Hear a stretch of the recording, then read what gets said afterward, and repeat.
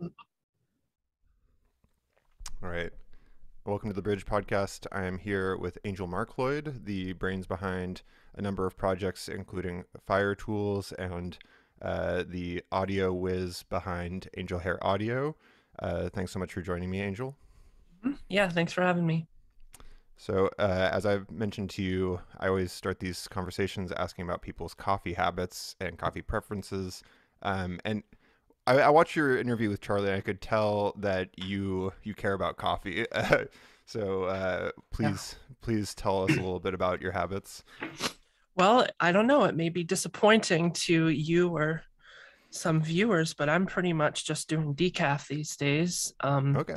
I never really felt like I had an issue with caffeine, but just in attempts at just being, I don't know, healthier, I guess I'm just cutting out things that I don't feel like I need. And I just love the feeling of coffee, the idea of it, the having the mug of the warm, tasty drink, like so much more than I need some kind of boost in my Mm. energy. So it's just really worth it. I am a bit of a snob, though. Well, I don't know. Maybe not a snob because I drink a lot of Starbucks. You can't really be a snob and drink Starbucks, but I do get counterculture coffee. Okay. So it's a bit pricier, but I can't stand like Folgers or anything like that. Even like mid-tier stuff, I'm really sick of. So I mean, this stuff isn't incredibly fancy, but it's like for a little bag, it's like 18, $19 still. So and I go through maybe one of those a week, maybe a little less because I'll drink like 3 or 4 cups a day usually. Hmm. So I spend a lot of time in the bathroom. um, but I was raised on coffee. Call it irresponsible if you want, but my parents were letting me drink it at 12, 11 years old because they were big coffee drinkers. Um, and I've always loved it. It's a huge comfort thing for me. Like I always want to have my coffee with me. I Like think that's plenty responsible. yeah, probably. I need my coffee before I do something. I need it after I do something. I need it during doing something. So yeah. Cool. And this is an Angel Marcloid mug actually that you can buy from my Bandcamp. It's one of the two like large mugs I have, and I like large mugs, so that's why I'm using it. It wasn't meant to be an advertisement, but I guess it is now. Nice. And from here, it looks as if maybe that's a little bit milky, or is it? Just a little bit. I actually put heavy whipping cream in there now, just a little bit. I started off as a cream and sugar person, but I cut the sugar out. I was doing black for a long time. But I wanted to put I wanted to ease the bitterness just a tad. So now I just drip a little of that in there. I also put like mushroom supplement stuff in there for the Cool. first cup every day. It's made by Rise, Ryze. Um, it's kind of like the bottom tier of the mushroom supplements. There's fancier stuff out there, but I do that for the first cup. I was going to try to switch to it solely and instead of using coffee altogether, because that's how they advertise. They want you to just use the powder and not coffee. It's like a coffee Hmm. replacement. But I don't like that. So I Is it just like add it. a lion's mane or It's got like lion's mane in it, but it's a bunch of other stuff too. Yeah. cool? Mhm. That's cool. I've been over to the like training facility. There's one for counterculture just like a few blocks down here. Mm, I've been over there to do stuff, but I'm a post snob myself, so I'm indeed drinking kind of garbage coffee, but I enjoy it for that's what it okay. is. Yeah, that's okay. That's okay. Yeah. Now when I taste like Maxwell House, like I feel it turns my stomach now. And it didn't used to because that's what I was raised on. So I don't know what happened. Cool. Well, that's also the first time that I've heard decaf as an answer to this question, and I'm not disappointed by it. I'm maybe I should be on that train too, but I like the stim. Yeah, no, I So understand. I mean, there's a tiny bit of caffeine in it anyway. And like if I go to some cafe or something or Starbucks, I'll usually get half decaf rather than full. I'm not really sure why, but I feel like I can't even notice the caffeine. Once in a while, I'll accidentally drink caffeinated coffee, I'll like order one and forget to say decaf or half decaf, and I don't notice any difference. So I almost feel like my body is just like not sensitive to it or something. It just produces its own endogenous caffeine or something. I guess so. Like maybe I'll notice that I'm not getting sleepy at night as early if I have caffeine, but there's no like jitters, there's no energy boost. I'm generally a low energy person just by default, so I don't know. Caffeine doesn't really make me sore. Gotcha. Yeah. Cool. Well, now that I know your coffee habits, I'm wondering where we should dive into first. And seeing your mug, like you've definitely got your whole thing on lock. Your sort of like business mindset of your branding, or I don't know if you want to call it branding. That kind of makes it sound like corporate or something. But like you have like a very defined sense of self that is manifest in your like products and stuff. So I'm curious how that came about. If that's just always been something that's natural to you, or yeah. Well, um, most of the product oriented stuff is taken care of by third parties, like labels I work with. The mug, I just had somebody approach me who used to run a label, and he decided to start selling souvenirs. Um, so artists he likes, he'll produce a mug, a bag, buttons, stickers, things like that.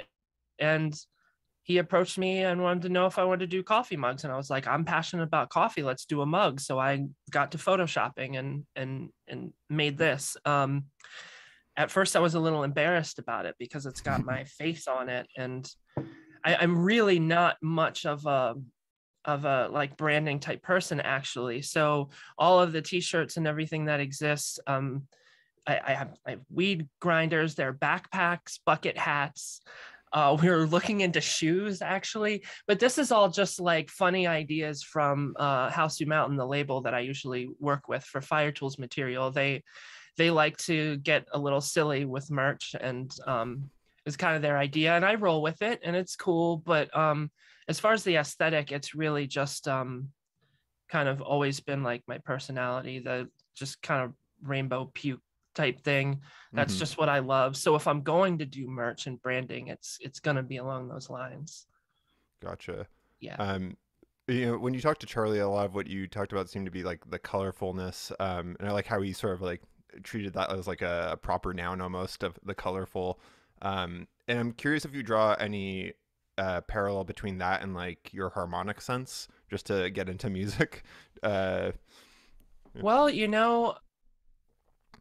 maybe yes and no. I think that my harmonic sense, like pre 2013 or 14, was or 15, honestly. If I'm thinking about the first work I did as Fire Tools, the the more colorful, like harmonic sense, all the key changes, all the dense chords, all of the obsession with like jazz fusion and like non-linear kind of chords, I guess, whatever, however you want to describe it, that all sort of came a little bit later, because like the music I would make earlier in my life, um, pre early 2010s, was like a lot more um, narrow, I think.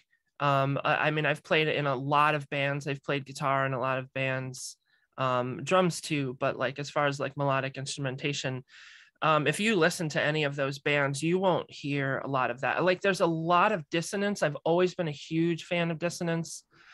A lot of sevenths, a lot of ninths, a lot of suspended kind of things. But like I mhm. would stick to the same key for a whole song, like in all my old bands. I never even thought to like branch out. But then when I started really digging into like fusion and maybe more challenging music in a melodic and harmonic sense, later in life, I started to go like really hard in the like weird chords, weird progressions type zone. So I don't know if it really has much to do with the aesthetic. I mean, I was playing in punk and metal bands and still looking like a clown. So, you know, Gotcha. yeah. Um, it. I'm also curious if there's any sort of like I feel like I'm a very academic person about how I think about things like harmony or composition or whatever. But I get the sense that it's a little bit more homegrown with what you're doing. Is that I would say correct? dominantly. I mean, I love like the academic side of music. I mean, I love music theory. It's so interesting. And I'm friends with like academic or like maybe post-academic like musicians and follow them on YouTube and stuff like that and really enjoy that stuff. But for me, I'm rarely thinking about theory when I make music. I guess I am when it comes to like maybe like thinking of interesting chords, but the way they modulate, no, not really thinking about theory. It's really just like the way everything feels. And a lot of times I'll come up with like progressions that like just sound like really weird and sound like unintuitive and like kind of wrong. But then as I work on the music and I hear it over and over again, like the repetition, like, kind of changes the way I feel about it. And it's not jarring anymore. So Mm, yeah. gotcha. Um, I mean, one of the questions I jotted down here was about sort of like any comparisons between like house music and black metal, because I feel like they both have this very parallel sort of harmony that I've heard you do a lot of, and I'm sure nobody else is talking about how black metal and house music are similar. But uh, I mean, is that something you think about at all, like parallelness? Um, well, if we're talking about house music and black metal, we have to give a shout out to Soft Pink Truth. Ooh, I'm Because unfamiliar. oh wow, yeah, you just gotta look into that. I'm like sort of internet friends with that guy. But yeah, he did an album of black metal covers, like but like as like a minimalist kind of techno type approach, like classic black metal songs, like that song Black Metal by crap, who was it? Was it Venom or Bathory or something? I don't know. See, I'm not good with black metal. It seems like I'm like way into black metal because of my music. I Mhm. really love it, but it's not like a huge like interest of mine. I don't know. I'm kind of more. I think I'm more into like death metal, honestly, than black metal. But Me my too. vocal style is more akin to black metal because of the high pitched shrieking. I've always loved the high pitched vocals. But as far as like genre, like combinations, it's not really a thing where like, oh, I think this would go really good with this. Like these two things are made for each other. It's more just like I like so many different kinds of music. So by default, I'm going to just do them all. Hmm. And that I don't see anything weird about, you know, like distorted reverby black metal shrieking over like like a new age composition. I don't see anything weird about like a electro industrial glitched out beat with like a jazz fusiony guitar solo over it. Like Hmm. that's all stuff that I feel like I've always wanted to do but never did it because I was playing in bands. And then when I started making music my own on my own on a computer, it's like I can do whatever the hell I want. And I love Nine Inch Nails just as much as I like Pat Metheny, just as much as I like Morbid Angel, just as much as I like Yanni. So why the hell wouldn't I, like, why pick one? Hmm. Like, Totally. yeah. And it's not random. It's not supposed to be silly or in jest. It's really just the most honest thing I can do. Hmm. So First of all, I mean, as somebody who loves Pat Metheny, I'm curious. Are you more into like the Pat Metheny group, or just like trio stuff, or What's it's your really go-to? anything he touches that's either like weird and experimental or just very like sort of jazz fusion. Like I like more traditional jazz and all. I mean, I have to love it. I'm not really big into like big band or swing, but like, I love that stuff. But really, like what really gets me going, what really tugs at my heartstrings is like fusion. And most people think about the 70s when they think about like really good fusion, and I do like the 70s stuff, but like I am an 80s person, like hardcore. So like bring in the digital synthesizers. Like that's the kind of fusion I like. And he did a good handful of that stuff around then in the early 90s. But I don't know. I mean, he's a brilliant composer and player. So, you know, really anything he does, I like. But the 80s is where it's at for me. I'm waiting to see the striped shirt sort of infiltrate your visual aesthetic, you know. It might, it might someday. Do you like Alan Holdsworth much? Oh yeah, I'm obsessed with him. Yeah, Yeah, Alan's my dude. his work is incredible. It, I'm really influenced by him, but it might not sound like it because I can't touch what he does, so it might be hard to hear. But there I think there are a few songs of mine where it sounds like I'm like blindly jumping into this thing where I'm like trying to copy him, like in my project Non-Local Forecast, which is, you know, different from Fire Tools. There are some songs where I'm really just trying to like go for that, but I could never do that with my guitar playing. Like his legato, like melodic guitar playing is totally out of my league. What I really would like to do is just like rip off his chords. Like um, it's funny thinking about like I studied with Carl Verheyen for a little bit from Supertramp, and he was really close with Alan, and I heard how much Alan loved dogs, and it strikes me as similar to how much you seem to be invested in cats. yeah, yeah, that makes sense. I actually did not know that about Alan. That's great. I mean, I love dogs. Like, how can I not love dogs? But yeah, cats are my passion.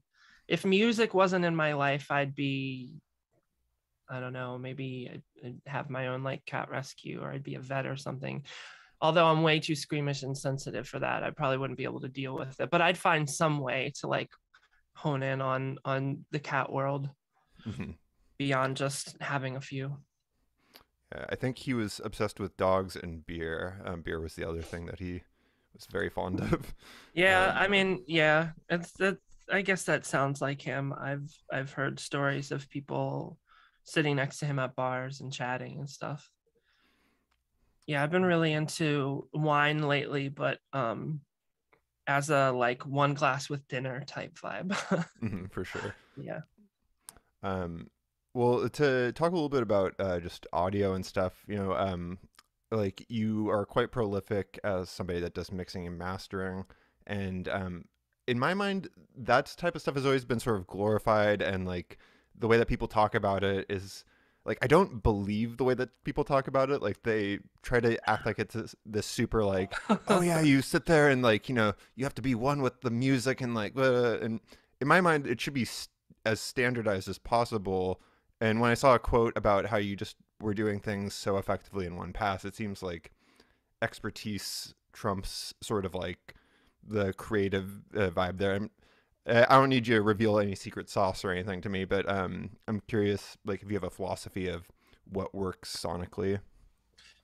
um, I'm not worried about giving away any secrets. I don't know if I really have any. It's just all stuff I've learned over time.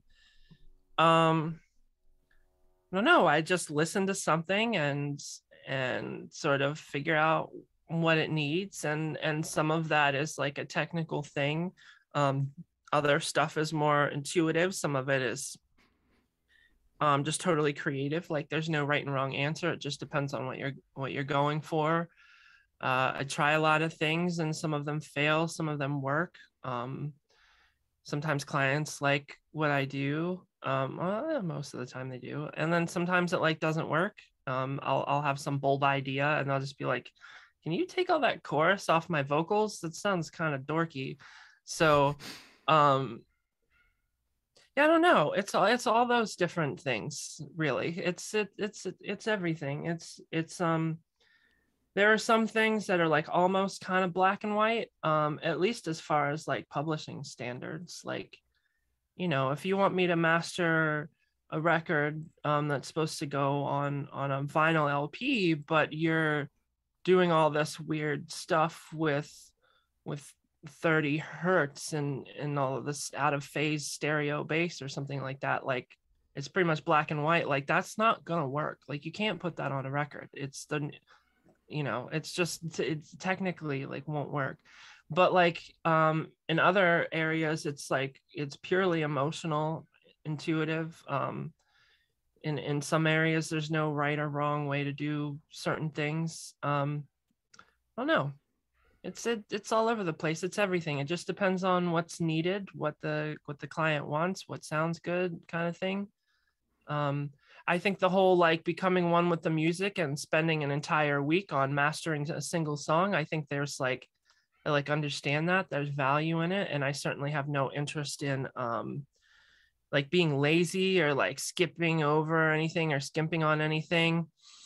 But at the same time, it's entirely possible to master an entire album really, really well, like in a couple hours. Like it, Hmm. it really is possible. And some people will hear that and just be like, like that's disgusting. Like that's not what so and so does in his huge studio. Yeah. He spends the first week just listening to it, and then the second week like taking notes, and then the third blah blah blah.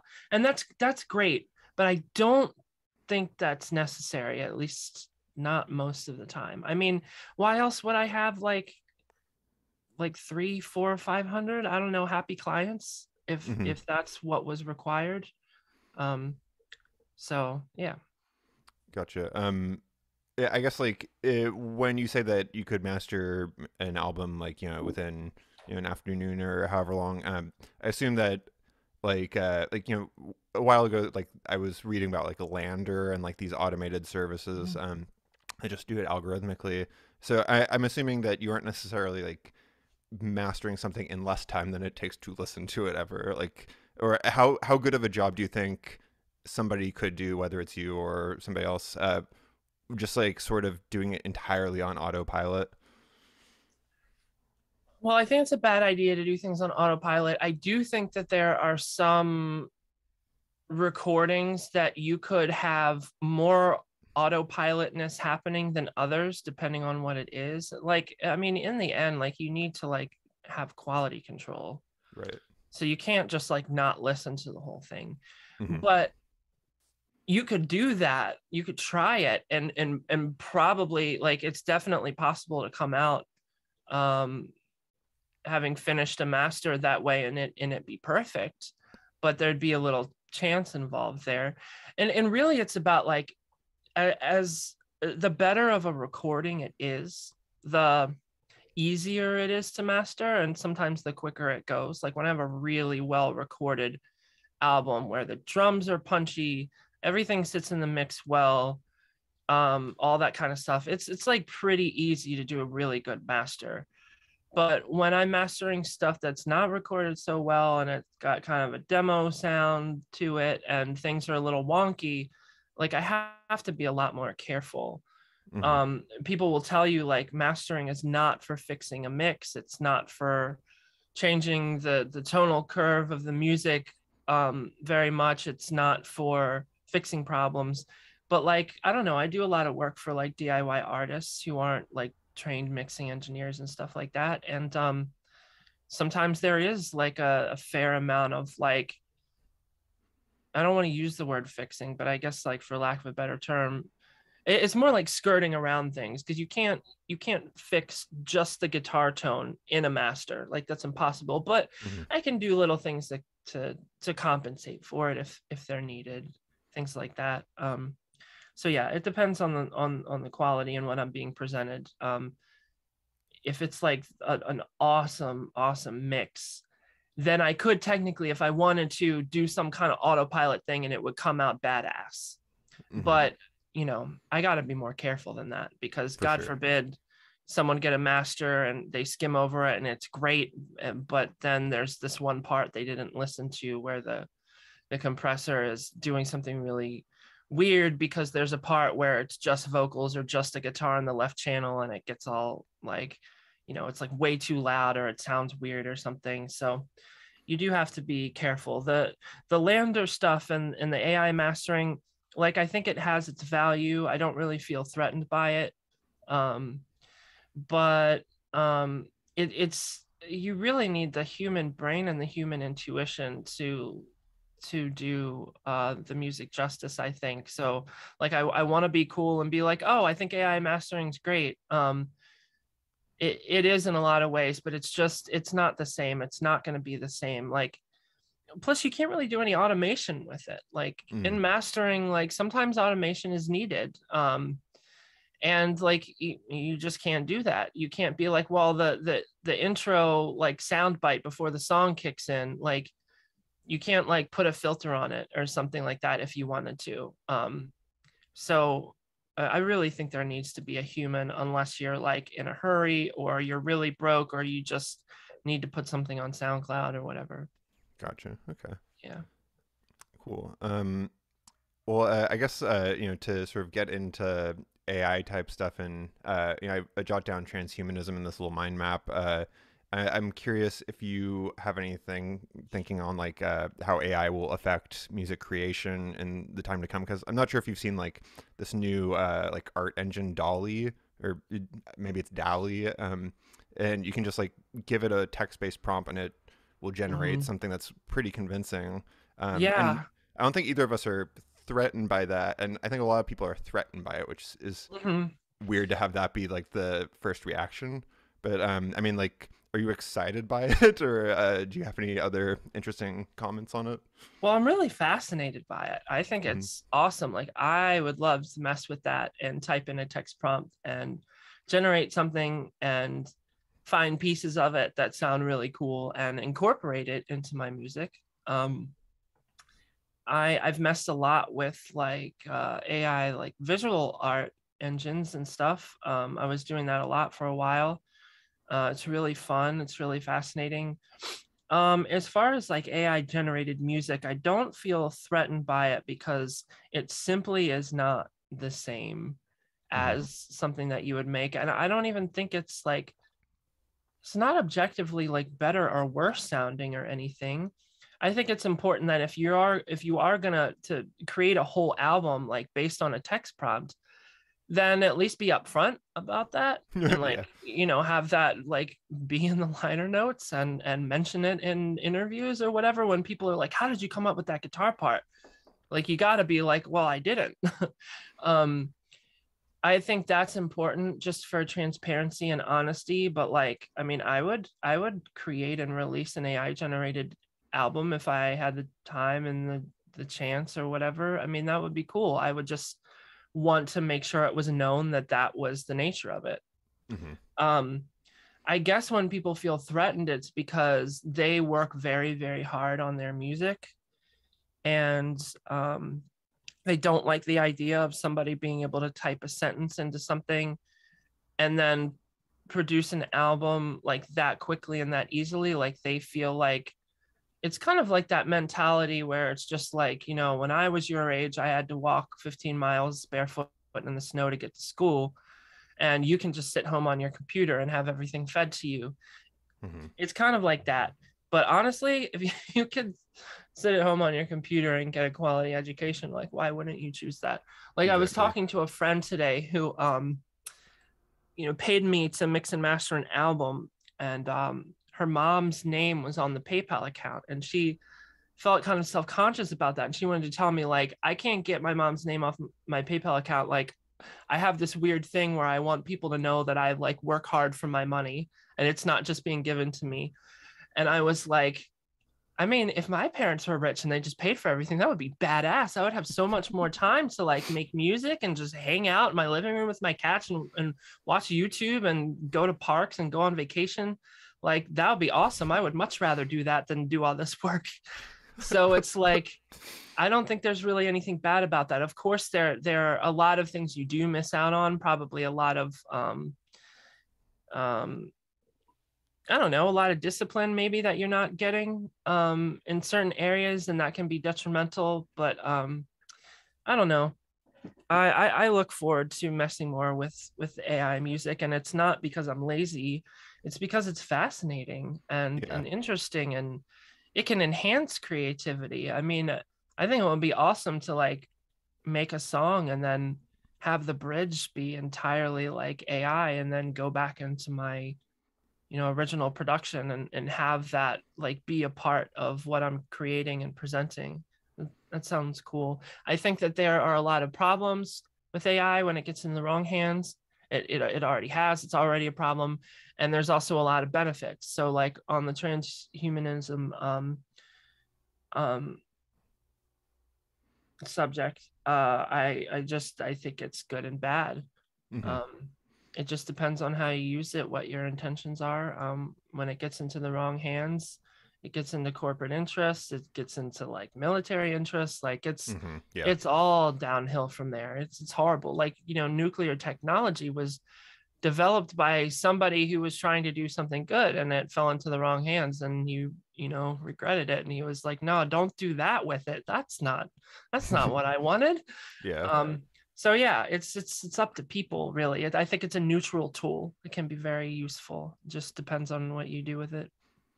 Do you feel like when you say getting into the wrong hands, are you particularly fearful of that type of thing, or do you just kind of feel like, it's going to be degrading the quality of what this could be? Because, like, a lot of people are like, putting out stories of like paperclip maximizer type scenarios of like, gray goo where everything is going to be turned into paperclips because the wrong utility function or whatever.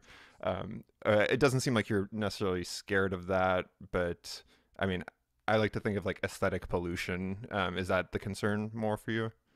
I think that there is legitimate concern and all that. I think it's okay to be concerned about that. I mean, I'm a very like just not black and white person when it comes to that stuff. Like I think that there are some reasons to be fearful or concerned or just really careful. And then I don't know. I think there's legitimacy to that. I mean, I think there are some things that kind of freak me out about it. I don't think there's any reason to have any like pride in not being afraid. I mean, that seems to be kind of like avoidant. Like I would never want to turn my eyes away from like a possibility or something that might be on the horizon. But at the same time, I don't think there's any use in like being so afraid that it like takes over you and makes you like anti progress. Mm-hmm. Um, I'm not much of a traditionalist in a lot of ways, maybe in some, but not in all. I think it's very complex. There's a lot of layers to it. There's a lot of good, a lot of bad, a lot of neutral, a lot of stuff in between. Um, yeah, I think there's some reason to fret, but no reason to let it consume you. That's fair. Um, Somebody I interviewed, a composer that I interviewed like a few months ago, he was saying that he basically breaks like what he does as a composer into being a formalist, a traditionalist, and a transcendentalist, and he tries to do a good job of all of them. And I feel like Yeah. I'm so much more of a formalist than either of the other two. Can you like would you say that you have a sort of like I guess like percentage that comes to mind for which of those I'm asking. Yeah, so I think that there are percentages, but I think they're always fluctuating, and it always depends on like what I'm doing. Like because there's a lot of intuitiveness to it. They're kind of always moving. It depends on what it is. It depends on the album, the song. It depends on the situation. It depends on the endeavor. I mean, I strive to be balanced in those areas. I can see a lot of all three of those in my lifestyle and in my work. Um, I think a healthy balance, and that doesn't mean they're all even. Hmm. I just whatever balance is needed for the given situation or endeavor. It's hard to give you a straight answer there. It's hard to give you a pie chart because it's the portions are just always like moving around. I For sure. think, yeah. Gotcha. I mean, I definitely feel like I can see the transcendentalist sort of side maybe being dominant. It's either Uh, dominant or it's just like the loudest, probably. It's easier to notice that. But I think there's a lot of formalism in what I do, but maybe it's just more under the surface, and it's kind of there to like keep things maybe on an even keel. But maybe there's some fear there. Maybe there actually is some fear to let go of some of that. I just like need some stability, I Yeah. guess. And I think some formalism helps with that. You know, I gotta make a living, I gotta eat. I Mm-hmm. don't wanna, I don't want anybody to kill me. I don't know. Yeah. Like, yeah, it's again, it's just like a balance, whatever balance is needed for me to remain stable, remain compassionate, stay creative and productive and Mm-hmm. healthy and all that. Yes. Gotcha. So, like, I guess like I was surprised talking to some metal people to realize that their vocals just straight up don't have lyrics. And so, like, when I listened to Fire Tools, I didn't necessarily even think about the lyrical content, because, Yeah, nobody does. well, I mean, like, I'm surprised that people do that where they don't have lyrics and they just make grunting sounds. But, you know, it sounds like you actually do care a lot about your lyrics and that there's like a lot going on there. So, I mean, like, I'd just be curious to hear about that and how you come to those lyrics and like how you come to your song titles and that type of Mhm. thing. Yeah. Well, quickly a comment about the no lyrics thing and the grunting sounds. I mean, I think that's pretty badass. I think it's bold. I think it's kind of funny, but I am also perfectly able to take that seriously. I mean, Hmm. there are no words in a clarinet part, so why do there have to Right. be with a voice? And if you really like the sound of that kind of metal, but you don't necessarily have a message you want to put out there, if it's really just solely about the music and the textures and the moods and everything, then like go for that. Like I know somebody who does like a um you could call it a vaporwave project where they make these electronic songs that are very influenced by like sort of 80s Chinese pop, and they usually don't have lyrics. They just have like vocal sounds, like syllables that they write, Mm. and then they record that and then they slow it down, like cake it with reverb and make it really dreamy sounding,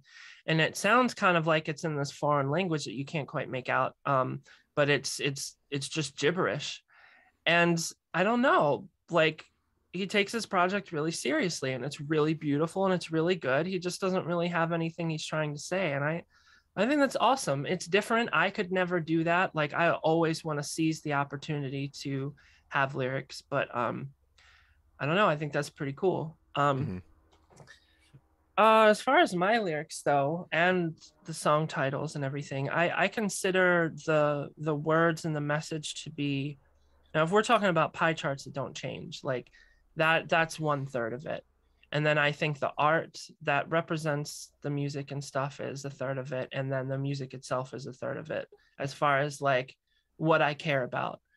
Gotcha. Um, so, and I think it's very normal and natural for people to hear the music, notice the art and have feelings about it, but like hear the music and that be the focus. And then lyrics are either secondary or just like not, they don't really care. And a lot of like pop music and a lot of other kinds of music, I don't mean to only rag on pop, but lyrics are just kind of, they almost seem arbitrary, and if Hmm. and a lot of times they're like relatable, but they're so relatable in such a general sense that it's almost like there's not really anything there.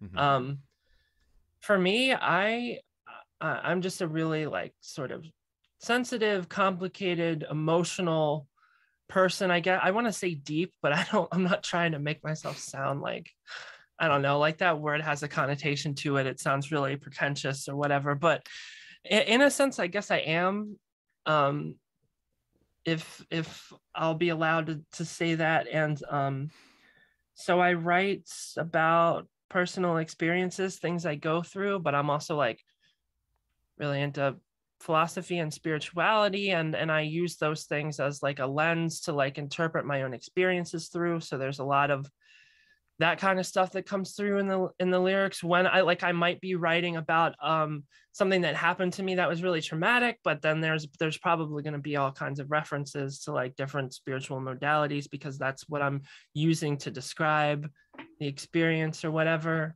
I really like writing. I don't consider myself like a great writer at all, but it's more about like what I'm saying than how I'm saying it that's important to me. And I also don't expect anybody to really pick up on the meanings, because I think a lot of that is really convoluted. I might have a song about something that there's only 3 sentences, and I'm just touching on like 3 like random details of like a bigger picture.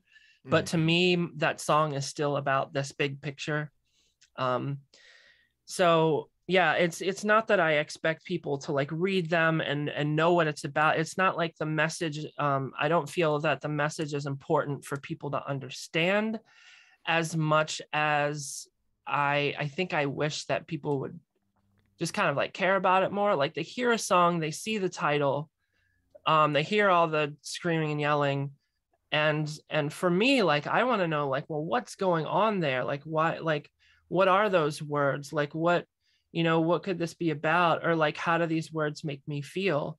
That's important to me. And having the lyrics be out there and the song titles be out there and the album titles be out there is really therapeutic for me. It's like a purging. Even though people might not know what it means, it still like feels really good and really important that it's put out there just as much as it does to put the music out there. So Gotcha. I have a lot of fun with the words and the titles. Like picking song titles is one of the funnest things about releasing an album for me. Yeah, I really enjoy it. I really enjoy the words part. So I mean, it sounds like you want the like the emotional content in some way to be picked up on, but at the same time, like I imagine not wanting people to like have a super high resolution image of what it's all about. Like, are you trying to like sort of encrypt it to some degree? Because like, I mean, otherwise, like I feel like maybe it wouldn't be screamed, but like how much of it do you want to sort of like obscure, or how much do you want to obscure it? Well, I think I obscure it like by default because I'm just really into like screwing things up. Like, if I'm playing guitar, like I'm gonna throw like 800 effects on it. So in the same vein, if I'm trying to say something, I'm gonna want to use metaphor and just say things in kind of a weird way, because that's just kind of how I like to present my work. There are some things that I do purposefully obscure because I'm either like embarrassed or it's like too vulnerable. In other areas, like I wish I could include a paragraph on what the song's about, like in the liner notes or something. And sometimes they do that. Sometimes like I just started a Discord server and a few people have asked about the meanings of certain songs, and I'll like go really hardcore into like what it's about. But then like, I'm really into spirituality, and sometimes I get kind of freaked out about making that too obvious because of people's association with religion, especially Christianity. So like if I'm ever referencing any kind of Christian theology, and I reference theology from many different traditions, but when it gets into the Christian part, I'm just kind of like really scared. Like I don't want to say anything too obvious, because even I like feel triggered by that language, because I am very disgusted by the church and how things are interpreted, and how the Bible's weaponized and how the Bible's misunderstood and how all of that stuff is like so twisted and has gotten so out of hand and everything. So I'm just like, I will obscure it a lot so that people have no idea that I might be referencing like a parable that Jesus talked about or something, because I don't want people to be like, oh, Angel's actually a Jesus freak. Angel's a Christian. Ugh, stay away from that. But because we're here in the West and things like Buddhism and Hinduism is like super hip, I don't have any problem just like quoting a monk like with a soundbite like straight up in the middle of a song. So yeah. Gotcha. So I mean, for me, like I'm not averse to spirituality per se, but I've been like a hyper atheist since I was a kid, and Mhm. I don't think that they have to be mutually exclusive or anything like that. But I mean, like I'm interested in sort of like chaos magic and that type of stuff. Mhm. Where like what realms of this are you interested in or influenced by? Well, the more esoteric stuff, magic, alchemy, all of that kind of stuff, um I love that stuff. I don't have a very big education in it. That's not as important to me, at least at this point in my life, because a lot of my interest in spirituality has been it came from an interest in psychology Mm-hmm. because I had an interest in healing myself, because I just deal with so much psychological anguish Mm-hmm. and pain, to be brutally honest. I got out of what I wouldn't even call spirituality at a young age, because I was like, I went to church as a kid, and that it was just horrible. I went hardcore atheist for a long time, as a reaction to all of that stuff. Mm-hmm. But then when I started getting a little older and I'm realizing there are things that are not right about my emotional and mental life, there's a lot of struggle, a lot of suffering, a lot of acting out, like something's up.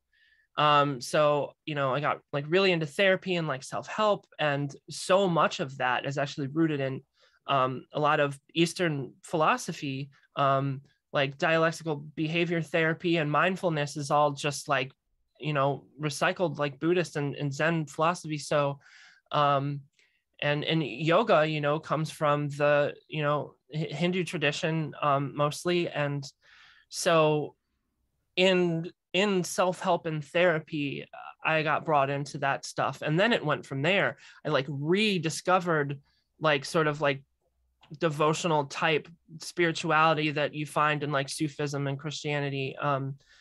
Like from that, like I needed some sort of background in Buddhism before I could even see Christianity in any kind of like positive light.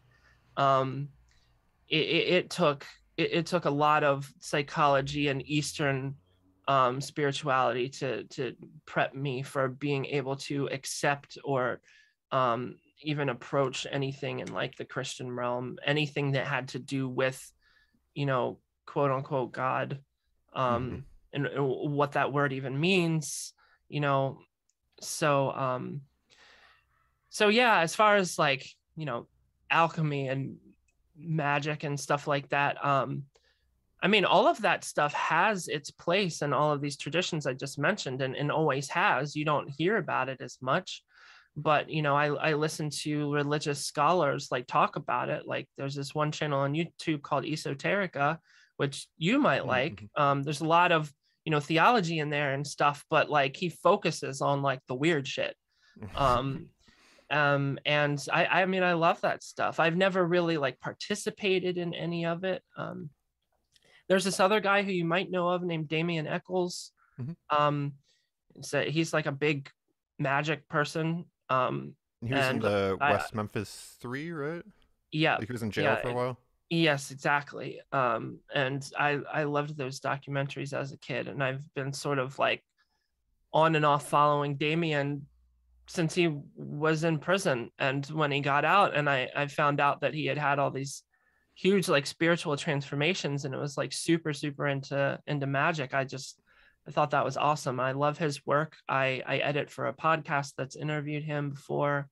um so yeah, very fond of all that stuff. Don't know much about it, wouldn't mind getting into it at some point in the future, but right now for me it's more about prayer and meditation, applying philosophy and lessons to like help myself with my own suffering.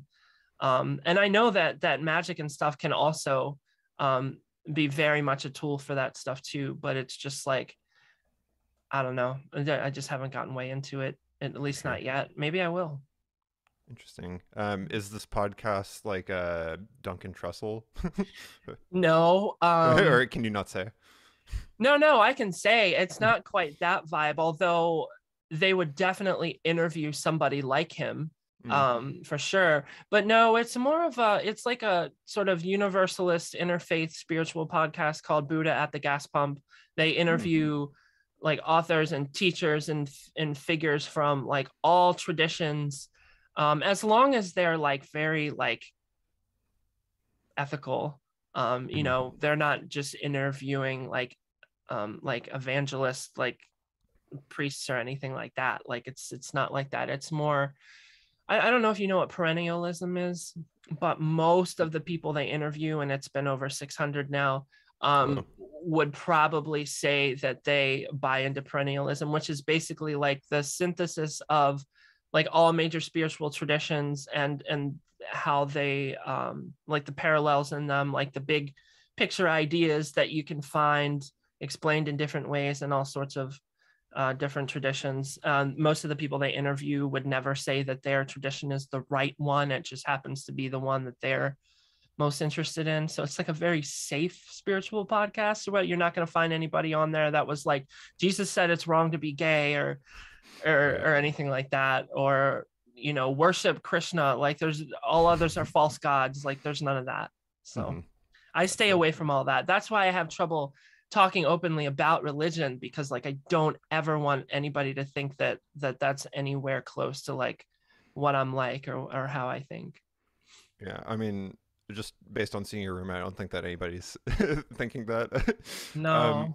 so to just I guess like wrap things up, I'm curious to talk a little bit about being prolific, because I know that you're like sort of nearby Chicago, and like I'm super obsessed with Chicago footwork, and like that Mhm. whole scene is so prolific, and like I know that you're prolific in a number of ways, and um, I mean like for me, there have been times when I've been concerned that like putting too much stuff out there is going to like negatively impact how it's perceived. Just like, I mean, like I don't want to be somebody who's like, I'm gonna make my stuff scarce because then I think it'll get more purchases or something like that. But Mhm. how do you think about that? Like just being prolific, or having like a very extensive catalog. Because I think you kind of oftentimes, like not you, but one needs to have a lot of quantity to get quality, and I'm just curious to see if where your mind goes with that. Well, as far as that last comment, I think that when I was focusing mainly on like improv noise and releasing a lot of tapes, there was a high quantity and quality was just kind of sporadic. And I think that's fine and that's fun. I probably would release more material than I do now if it wasn't for working for labels that don't want to invest in a new album every 3 months because it's just not sustainable Hmm. business wise. And also, there really is something to be said about like releasing so much stuff that people just like can't follow it. Um, I do think there are cons to being extremely prolific. Um, there's also pros, like for me personally, like I said before, it's like a huge release and like therapeutic to release material. It's expressing something that's like stirring in me, and I think that's why I put out self-released EPs and singles like between big albums, because I really hate the idea of there being a year between each LP. It's like so stifling. And that's also why I have different projects, because like I can release a Fire Tools LP or double LP and then like, release a 60-minute like, noise and synthesizer like EP or whatever like 3 months later, and it doesn't necessarily like screw up the Fire Tools momentum. It kind of caters to a different audience anyway. There's overlap, but it's still different. So I try to find a balance now between like oversaturation and being so prolific it's confusing for people, and not feeling stifled, um like mentally and emotionally stifled, like I can't not release music on a semi-regular basis. It's just like it feels bad. Hmm. So if your goal ultimately is like marketability and like playing the music industry right, then then you have to go easy. I take that stuff into consideration, but I also can't go by that strictly because it just feels bad. So I'm sort of like making a sacrifice in a way. Like I could be more disciplined about it, and I might be more like, quote unquote successful, depending on how you want to define that word. But I choose to find a balance between that and like feeling okay. So For sure. And yeah. when you say release, I suppose that exporting doesn't do the same thing as officially releasing something, or like Yeah, putting it no, out as a it's whole. it's the official release. It's release day that feels like the purging. Um, Seeing that thing go up on Bandcamp, like seeing, like just knowing records are available for purchase Hmm. for some reason, like symbolizes something really big for me.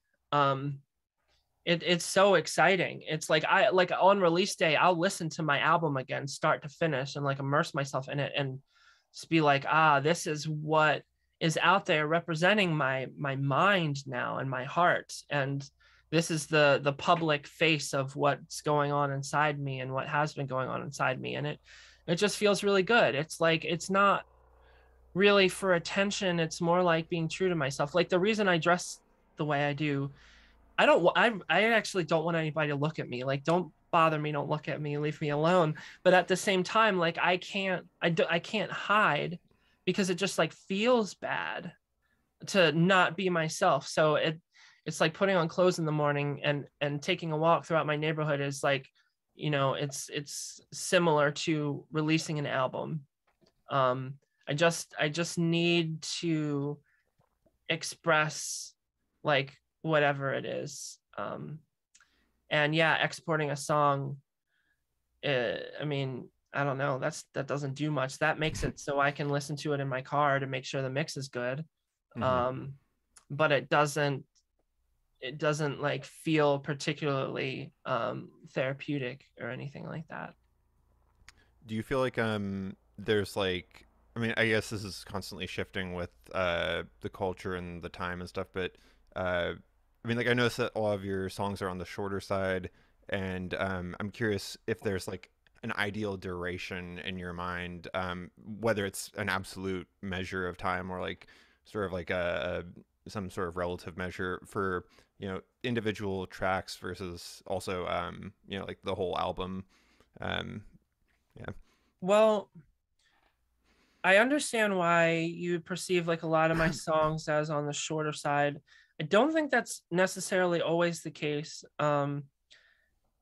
I don't know, maybe it is, and I'm just like not noticing correctly. I really love super long songs. I love super short songs. I don't necessarily intend to have them any particular length. Like there's a song that's almost 10 minutes long on one of my albums. There's a couple songs like that. In fact, on one of my albums, I think there's one that's almost 11. I kind of just end them when I want to, when it feels good. Gotcha. But also I need to keep in mind like the formats. Like if things are coming out on a physical format, I have to like be within those boundaries. Um, it's really not good to go over like 22 to 24 minutes on this one side of a vinyl record. So like when I know there's going to be records coming out, I have to like fit within that. I really pushed it for my new one that I just finished, 24 minutes per side. I had to get special permission from the manufacturer because they try to emphasize 22, and I just like wanted as much material out there as possible. Hmm. Um, but really it's just whatever feels good. I mean, I grew up on like prog, so I love like 45-minute songs. I love that shit, but I also grew up on noise grind as well, so I love 20-second songs also. um my new one has a song that's over 8 minutes, I think, and it also has one that's a little over a minute. So I don't know, for Eternal Home, the double LP, like I really wanted to just like pack it full of like so many ideas. So I guess there's a lot of short songs on there, but a lot of times it'll be like I'm almost finished the album and I'll notice, oh shit, I have 2.5 minutes I could use. Like, let me get to work and make like one or two like little songs that I can fit in there.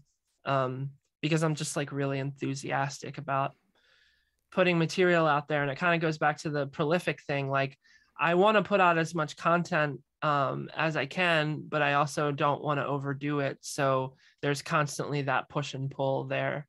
It always feels stifling to come out with a single LP, because Mm-hmm. it's like, man, I only got like, 44, 45-ish like minutes max to like put out this full idea. And I would really much rather it be twice as long as that. But that can't always be done. So the next LP is a single LP, but I actually have 70% completed, another 2 LPs worth of music like sitting on my computer. So the one after the next one will probably be another double, which is overwhelming for some people. But, like I said, I got to compromise between the prolificness and the like feeling good. So. It's funny. With Eliminativist, I like have been trying specifically to be able to do 100-second songs, like basically all top down, like Oh, you know, that's cool. choose the duration ahead of time and then do it. And Yeah, that's similarly, neat. 180 or sorry, 1,800 second, like combinations of songs. And so like That's super cool. That's a good idea. I mean, that's something that would be fun for me at some point to try, I think. I feel like everybody when they hear that they're like, "What are you talking about? Why would you do that?" But I don't I know. That took a sounds fun. yeah, I took a composition class and the guy was like, "You need to be able to, have a sense of what your duration is and like execute that instead of just like hoping that it works out." And so Mhm. that stuck with me. But yeah, I think that that's very worthy and useful, and a good path to take if you want to. I haven't done it yet. It would feel limiting, but limitations breed creativity for sure.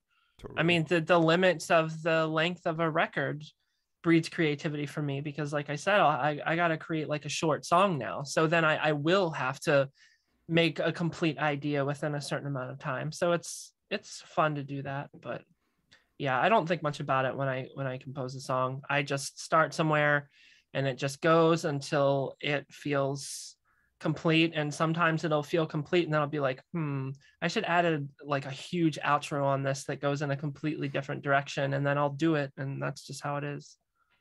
so in terms of like the industry sort of defined standard that you would adhere to, is it kind of like the 22-minute times two type thing, or If there's going um, to be a record, then yeah, that's kind of like what I have to do. If I know it's not going to be on a record, then there's more freedom. CDs hold up to 80 minutes. Cassettes, you can, there's a huge variety. You can do anything from a 1 minute tape to like a 120-minute tape if you can find them. Um, but I do have LPs more in mind these days, because my music gets put on vinyl like more often than it ever has these days. But I also, like, as a mastering engineer, I'm constantly mastering things for vinyl that originally existed only digitally or something. So there's a lot of like reorganizing of like track order, changing track order. Sometimes if there's like a super long song, you have no choice but to divide it. Like one of my projects called Mind Spring Memories, I did an album where the first 2 songs were like 40-45 minutes long. mhm. So for the LPs, we had to divide each of those, and it was a 3 LP set where the first 2 songs had a single record each, and then the third record was the rest of the songs. And I master for labels that are releasing these like 3, 4, 5 LP sets. So it's like, you can rearrange things later if you're going to a new format, but I do try to keep record formats in mind when I make full lengths, just to make it easier on myself. Cool. Yeah. Rad. Well, I guess I'll let you get back to your work. Is there anything else you want to end with, or anything that you want to plug or anything like that? Well, I just started a Discord server a couple of days ago, which is, I didn't think it would be this exciting for me, but it kind of is. And I did very minimal promotion for it. And there's like, we're going on like 300 people now. So it sounds Hell like yeah. chaos, but it's really, really cool to bring all those people together. I mean, like, I do so many different kinds of music usually, so I feel like people from like different worlds are being brought together, and it's fun. So there's a link on firetools.com for that. hyphen between fire and tools. You can also go to discord.firetools.com and you can join the server. I'll have a new album probably out in October. I just put out a very small EP on a small label called Big Money Cybergrind. There's a tape and a CD. It's only like 11 minutes long. Yeah, I can't really think of anything else. Yeah, I do mixing and mastering under the business name Angel Hair Audio. So hit me up if you need any work in that vein. But no worries if not, because I have so much work going on right now. I can't handle it. So yeah, I guess Cool. that's all. Thanks for having me. It was fun. I need to make another cup of coffee. This is empty. That's unacceptable. Awesome. Well, Angel, thanks so much for talking to me. I'll talk to you in the future. Yeah, sounds good. Let me know when this goes up and I'll share it with people. Great. All right. Mm-hmm. Talk to you All later. right. Bye.